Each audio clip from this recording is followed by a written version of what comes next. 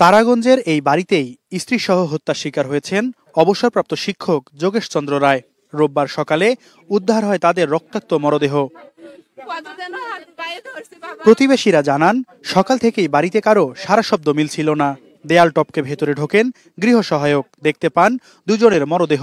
এর মধ্যে সুবর্ণা রায়ের মরদেহ রান্নাঘরে, আর খাবার ঘরে পড়েছিলেন যোগেশ চন্দ্র। ঘটা শোনে না, কি ব্যাপার, গেট খোলে না, তো দিদি দেখো, দিদি খোলে না, ব্যাপার দুইটা লোকে একটা শুনবে।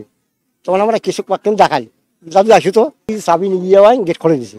গেট করে কত দৌড়িয়ে এসো, যাই ওই যা দোকানে দেখছে কত বাবার আমি কাপ দাদু কাড়ি ফেলেছে। মুই যখন যা এখন ঠিকই মাথাতে একটা চোট মারছে, মাথাতে একটা মজ বাড়ি গেছে। ফোন দিয়ে বলতেছে, দিদি তোমার পিসিও মারা গেছে, বাড়িতে ঢুকে কে যেন দুজনকেই মারা গেছে। নৃশংস এইভাবে মৃত্যু আমরা আসলে কারো কাম্য নয়। তারপরে যা হয়েছে এই জন্য আমরা দৃষ্টান্তমূলক শাস্তি চাচ্ছি এবং খুব দ্রুত যেন এটা কার্যকর হয়। নিহত যোগেশ চন্দ্র একজন মুক্তিযোদ্ধা। স্ত্রীসহ তাকে হত্যার ঘটনায় জড়িতদের গ্রেপ্তার দাবি সহযোদ্ধাদের। বিচার চান রাজনৈতিক দলের নেতারাও। এই বিজয়ের মাসে একজন মুক্তিযোদ্ধাকে নির্মমভাবে তার সহধর্মী সহ নির্মমভাবে হত্যা করেছে, এর আমি সুষ্ঠু বিচার চাই। সে আমার রিলেটিভ বটে এবং সে একজন মুক্তিযোদ্ধা, ৭১-এর রণাঙ্গনের সহযোদ্ধা আমার। তো তার যে এই মৃত্যু সংবাদটা পেয়ে আমি খুব মর্মাহত হয়েছি।